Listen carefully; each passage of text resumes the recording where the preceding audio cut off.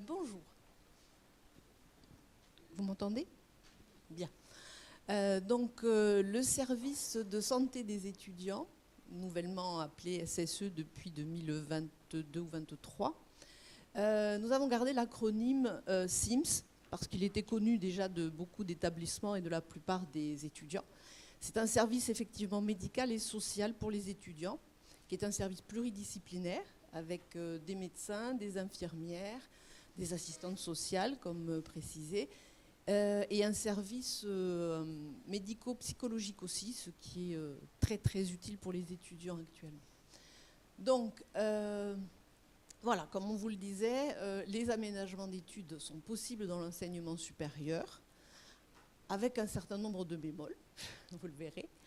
Donc il faut, comme le disait Madame Ballarin, se présenter dès que possible, voilà, dès la finalisation de l'inscription, ou en tout cas dès qu'on a la certitude de pouvoir faire une inscription, parce qu'effectivement, la rentrée est riche en demandes, et ce qui fait, un peu comme au Crous, quand il y a des demandes de bourse, etc., un allongement des temps de latence. Donc, il faut savoir que... Je n'ai pas fini. Il faut savoir que les aménagements ne sont pas mis automatiquement en place entre l'établissement scolaire et l'université. Ils ne dépendent pas du même ministère. Alors que sur les établissements scolaires, la plupart du temps, les PAP se poursuivent, les aménagements se poursuivent d'année en année. Là, il faut repasser, alors de manière simplifiée quand même, hein, repasser par l'étape médecin CDAPH.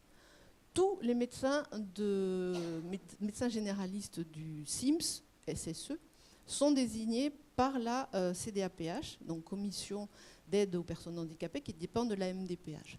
Et nous travaillons sur dossier comme la MDPH. Voilà, donc certains aménagements, je précise, ne sont pas disponibles dans le supérieur, comme les AVS et les PAI. Il existe aussi des dates butoirs données par les établissements, hein, de dépôt des demandes d'aménagement. Voilà. Donc ça, je vais le développer un petit peu plus tard. Donc voilà, les contacts, je vais reprendre un petit peu hein, ce que disait Madame Ballarin, parce qu'effectivement, on travaille tout à fait en synergie. Il y a donc les services handicap, j'ai mis des guillemets parce que chaque établissement a donné un nom particulier à ce service handicap. Vous le verrez tout à l'heure. Donc de l'établissement d'inscription et l'accueil infirmier du service de santé d'étudiants au SIMS de l'établissement d'inscription. Il y a sur Toulouse 3 centres de SIMS, un sur chacune des grandes universités, mais qui s'occupent également de tous les autres établissements de plus petite taille, on va dire. Voilà. Donc je vous ai notifié les horaires d'ouverture, c'est pas fini. Venez en arrière un peu. Voilà, non, après. Suivant. Voilà. Donc, cet contact avec l'accueil infirmier permet d'avoir des informations sur les documents à déposer, enfin, de vous aider à préparer le rendez-vous qui vous sera donné avec le médecin SIMS. Voilà, c'est bon.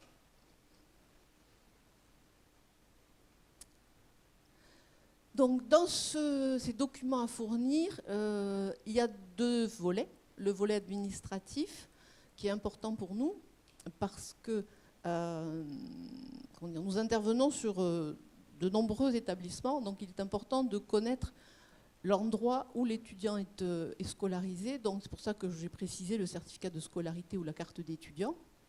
Si ça existe, la notification MDPH, éventuellement RQTH, et les arrêtés d'aménagement pour les épreuves antérieures, hein, que ce soit le brevet, le baccalauréat ou ou le BTS, voilà. Ça c'est important parce que ça nous aide aussi de voir quel était le parcours. Et sur le plan médical, les documents médicaux qui permettent d'avoir le diagnostic, les répercussions des problématiques, et tous les examens complémentaires qui permettront de discuter au moment du rendez-vous, en fonction des difficultés rencontrées par l'étudiant, de tout ce qui peut lui être proposé comme aménagement. Voilà. Donc je précise que plus le dossier médical est complet, plus les mesures seront établies rapidement, puisque on va attendre d'avoir quand même un certain nombre d'informations pour pouvoir préconiser des aménagements. Voilà. Donc, le rendez-vous a lieu, on discute. Le médecin peut rédiger des préconisations d'aménagement qui vont être transmises légalement, on la transmet à l'étudiant. Les préconisations médicales sont des préconisations. Le document officiel des aménagements est le document qui stipule qu'elles ont été accordées par l'établissement et signées par le directeur ou président de l'établissement. Donc, on donne les préconisations à l'étudiant et au service handicap de l'établissement, qui, à partir du moment où il les a, le service handicap transmet pour accord au président ou directeur de l'établissement, qui va le signer, et qui organise ou coordonne la mise en œuvre des aménagements accordés par l'établissement. Voilà. S'il existe des soucis, on va dire, par rapport à la mise en œuvre des aménagements, c'est vers le service handicap qu'il faut se retourner. Voilà. Nous n'avons, nous, médecins et services de santé, aucun poids, je dirais, pour faire des mises en place ou modifier la mise en place des aménagements qui ont été accordés. Voilà.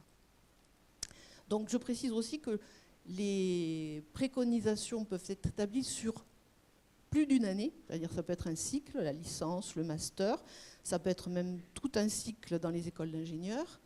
Et les aménagements peuvent être revus, bien sûr, à tout moment à la demande de l'étudiant en fonction de l'évolution de la pathologie ou de l'évolution des études.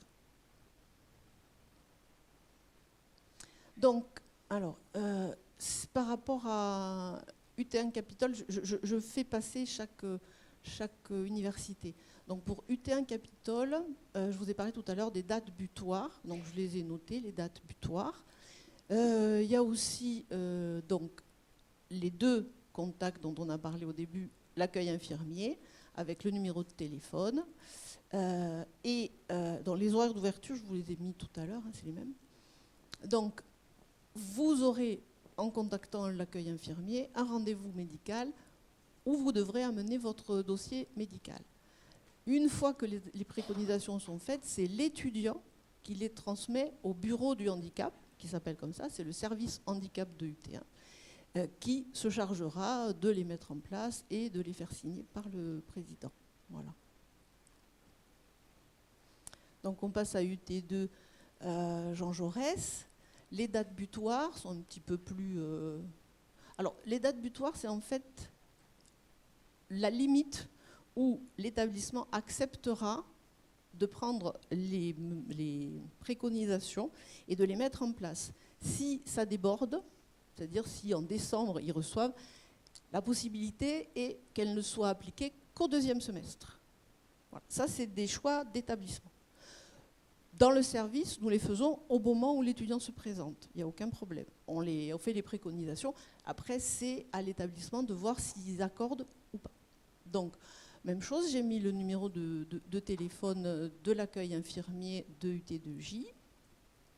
Là, la procédure, c'est de déposer le dossier médical et d'avoir par la suite un rendez-vous médical. Voilà. Ça, c'est pour optimiser les rendez-vous médicaux qui sont très très grande demande. Donc, si c'est pour recevoir quelqu'un, lui dire de revenir avec le dossier médical, elles ont préféré fonctionner de cette manière-là.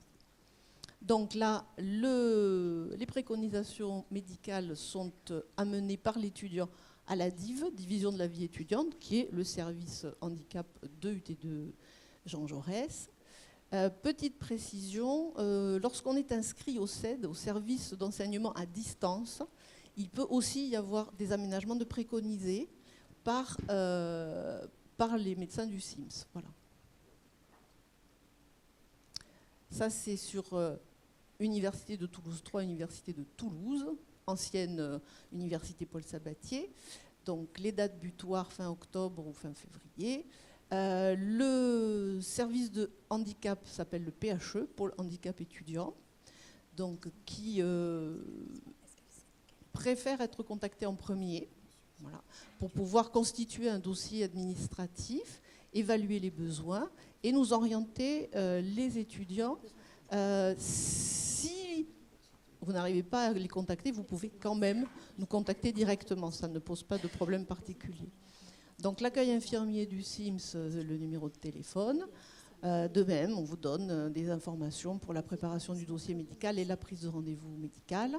Et on transmet, nous, le SIMS, les préconisations au PHE. Voilà.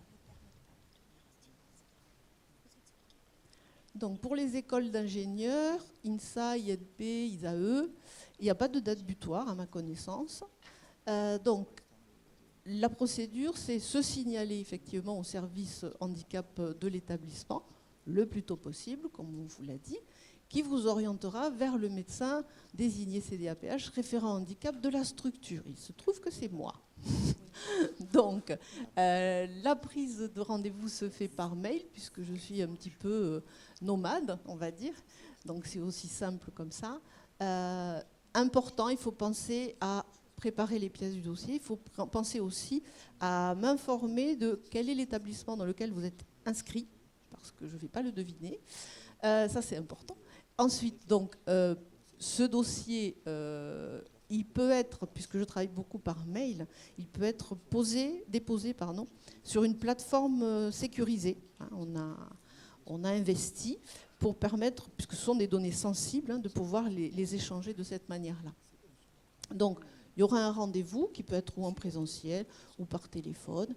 Et donc, la préconisation et la transmission, c'est moi qui transmets par mail. Là, ce n'est pas des données sensibles, hein, le certificat de préconisation. Je transmets par mail à l'étudiant et au service handicap de l'école concernée.